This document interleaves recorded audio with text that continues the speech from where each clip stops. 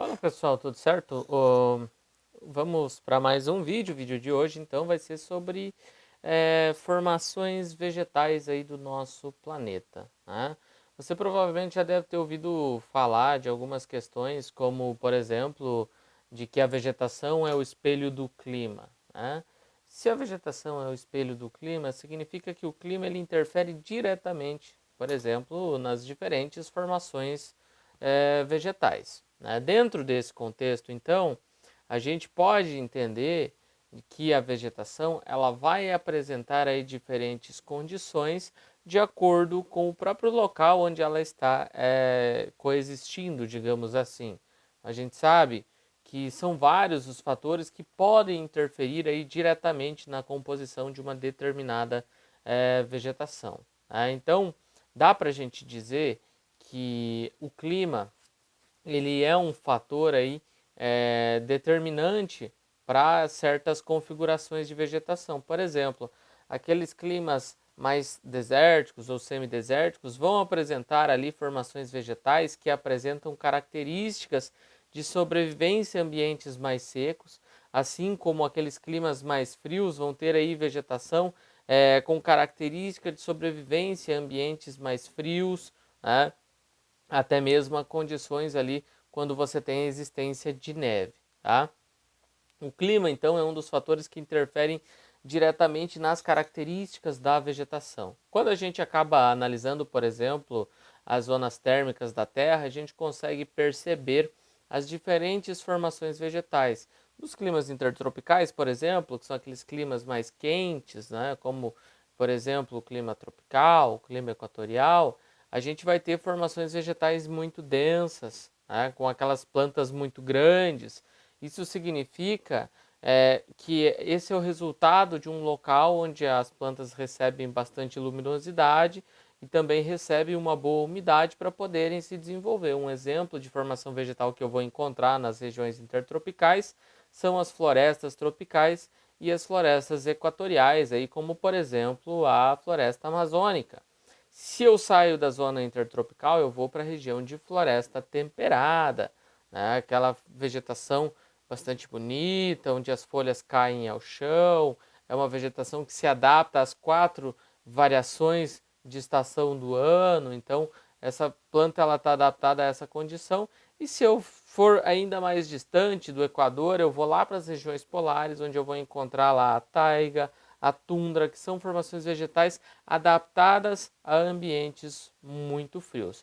Então, quando eu começo a analisar aí as zonas térmicas do nosso planeta, a gente começa a perceber que nós temos uma incidência de radiação que é diferente nas várias áreas do nosso planeta. Então, a gente, para entender essa questão de conformação da vegetação, a gente tem que entender que a luz solar ela não incide da mesma forma em todas as áreas aí do nosso planeta. Partindo disso, então, a gente pode perceber que a radiação solar sobre o nosso planeta ela vai determinar a existência de pelo menos 3 grandes áreas. São as zonas polares, norte e sul, onde eu vou ter, por exemplo, a tundra e a taiga. Eu também vou ter as zonas temperadas, norte e sul também. E eu vou ter também as zonas intertropicais, né, que estão ali entre os trópicos, trópico de Câncer, trópico de Capricórnio, cortadas ao meio pela linha do Equador, né? Dessa mesma forma, essas regiões que recebem luminosidade, calor específicos, vão apresentar aí formações vegetais adaptadas a essas condições. Então eu vou ter plantas adaptadas a temperaturas maiores, plantas adaptadas a temperaturas menores, ao mesmo tempo que eu também vou ter plantas adaptadas a grande quantidade de chuva, ou eu vou ter também plantas adaptadas à ausência dessa chuva. Eu tenho plantas que se adaptam, por exemplo, a ambientes salinos, né? E aí a gente tem essa conformação de formação vegetal, né, de acordo com a área dentro do espaço geográfico. De forma geral, as regiões intertropicais elas são mais quentes, né? Nesses locais eu vou ter aquelas plantas que a gente vai chamar de megatérmicas, são aquelas plantas que precisam de muita luminosidade e sobrevivem em ambientes onde a temperatura é mais elevada e também recebem maior luminosidade. Então as zonas intertropicais elas são mais quentes, né, e são diferenciadas pelo seu regime de chuva também, né? As áreas mais chuvosas elas dão condição para a existência de formações vegetais aí de um porte maior e também com maior biodiversidade. As florestas tropicais e equatoriais, floresta tropical como a Mata Atlântica aqui do Brasil e equatorial como a floresta amazônica, estão presentes nesses locais, né?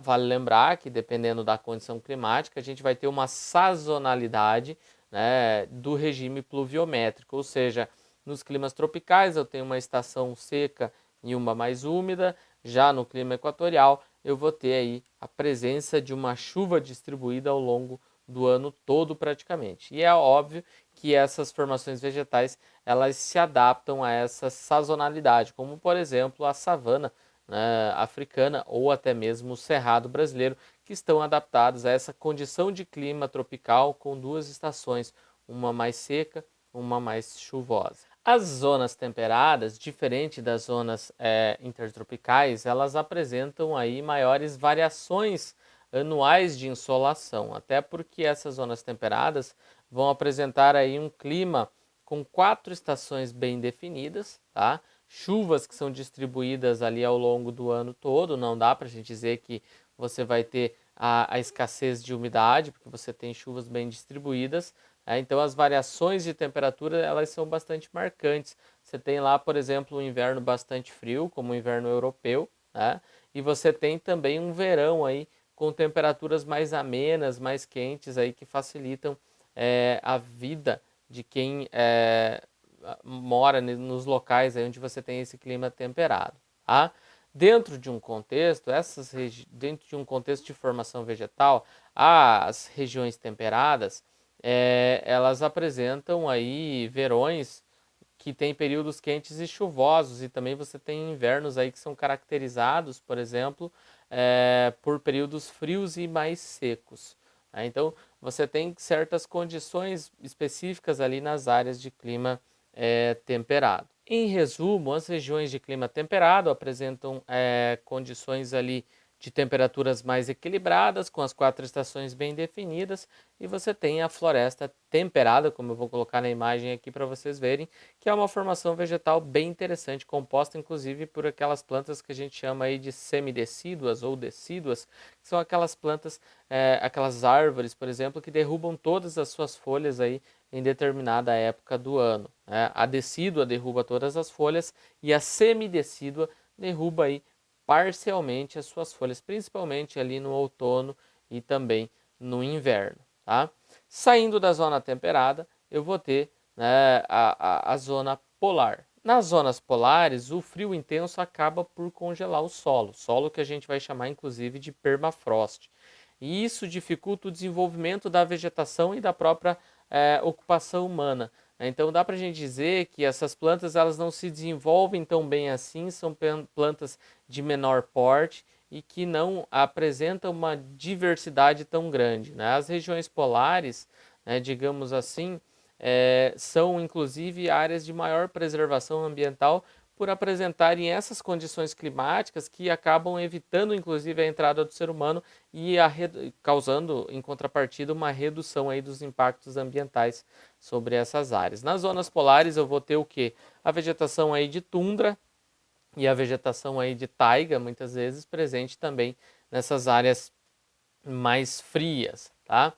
No período mais quente, você tem aí o degelo e aí você tem o surgimento das formações aí, principalmente da formação vegetal aí conhecida como tundra, que é uma formação vegetal mais rasteira, formada aí por musgos e líquens, né? Conforme a gente vai ver, se a gente pegar um mapa, a gente vai perceber lá que eu vou começar do nível mais alto, nas regiões polares, né?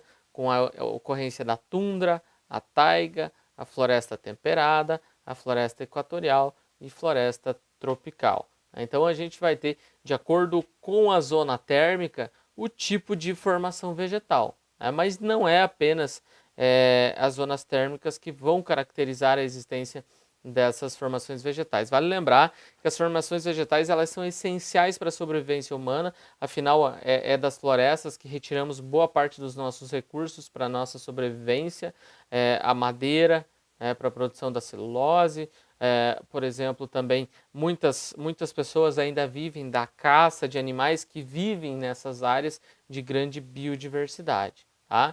Então, quando a gente fala de formações vegetais, a gente fala de algo que é de extrema importância, porque as florestas elas também jogam umidade para o ar, ajudam no equilíbrio da temperatura, ajudam na absorção dos poluentes que nós jogamos, né, em contrapartida para o meio ambiente.